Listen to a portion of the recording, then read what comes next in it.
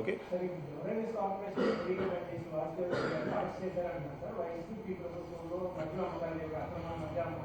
అవును, అరెస్ట్ చేశారని అంటున్నారు. మరి నాకైతే సమాచారం లేదు. ఎండీగా పనిచేసిన వాసుదేవరెడ్డి గారు అరెస్ట్ అయ్యారని, అరెస్ట్ చేశారని ఏదో 1-2 ఛానల్స్లో వస్తుంది. హౌ ఫర్ ఇట్స్ ట్రూ నాకు తెలియదు. అయితే ఆయన అరెస్ట్ చేయాలని, ఆయన మీద కేసు పెట్టాలని, ఈ మద్యం కేసులు ఆయనతో పాటు ఇంకా చాలా మందిని పెట్టాలనేటువంటి ప్రయత్నం నారా చంద్రబాబు నాయుడు గారి ప్రభుత్వం చేస్తున్నట్టుగా మనకి ఆ ఎల్లో మీడియా, ఈనాడు, ఇప్పుడు రామోజీరావు గారి పత్రిక లేదా ఆంధ్రజ్యోతి చూస్తుంటే అర్థమవుతా ఉంది. నేను అడుగుతా ఉన్నానయ్యా, మద్యంలో స్కామ్ ఎక్కడ అవకాశం ఉంటుంది నాకు తెలియక అడుగుతాను. మద్యం అమ్మకాలు పెరిగితే స్కామ్ ఉంటుందా, తగ్గితే స్కామ్ ఉంటుందా?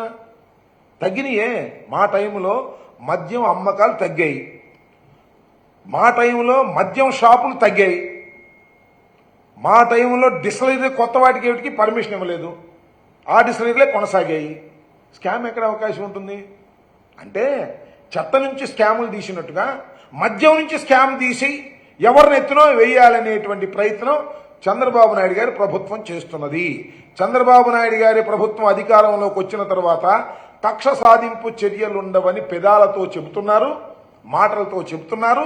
చేతల్లో మాత్రం ఎవరైతే జగన్మోహన్ రెడ్డి గారికి సన్నిహితంగా ఉన్నటువంటి వ్యక్తులని, అధికారుల్ని, నాకు దురదృష్టం ఏంటంటే వైసీపీ ఐపీఎస్ ఆఫీసర్లు అంట. మన పత్రికలు చూశాను నేను.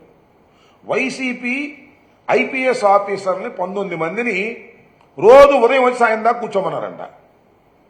అది చిన్నప్పుడు మేము గుర్తుంటాం, మనం చదువుకునే రోజుల్లో ఆలస్యంగా లేటుగా వస్తే అరే ఇప్పుడు నుంచి సాయం దాకా గోడ కూర్చేయమని వాళ్ళు. అట్లా ఉంది ఇది. నాకు అర్థం కల కొత్త పద్ధతులు పెట్టేశారు.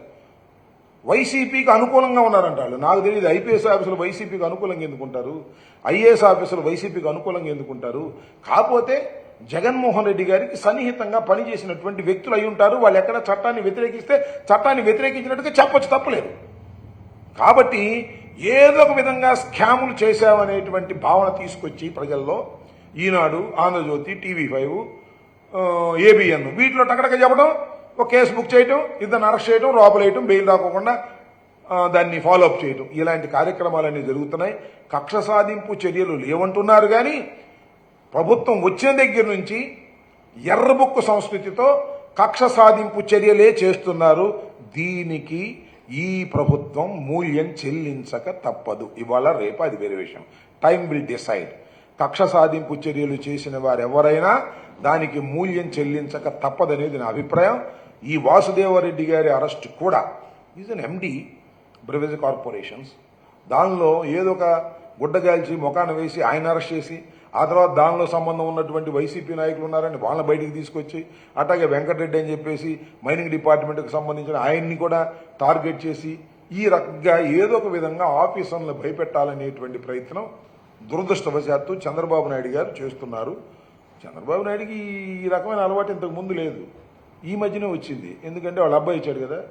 అందుకని చంద్రబాబు నాయుడు గారు మనిషి ఆయన ఉంటున్నాడు, కానీ బుర్ర మాత్రం మా లోకేష్దే. ఏ మాటకు ఆ మాట చెప్పాలి. ఈ మధ్యకాలంలో లోకేష్ బాగా యాక్టివ్ అయ్యి ఇలాంటి కక్ష సాధింపు చర్యలు చేసేటటువంటి కార్యక్రమం చేస్తున్నారనేది నా అభిప్రాయం. అది కూడా ఇంతే. ఈ లిక్కర్ స్కామ్ ఏమనేది ఏమీ లేదు. లిక్కర్ స్కామ్ ఉన్నట్టుగా సృష్టించి ఎవరినో భయపెట్టాలని ప్రయత్నం చేస్తున్నారు. పాపం అధికారులు కదా, వారికి ఏముంటుంది, వాళ్ళు భయపడతారు. కానీ రాజకీయ నాయకులు మేము ఎందుకు భయపడతాం, చిన్నప్పటి నుంచి చూశాం కదా, ఇవన్నీ చూస్తూనే ఉంటాం. చంద్రబాబు నాయుడు గారి వ్యవహారం కూడా మాకు తెలుసు.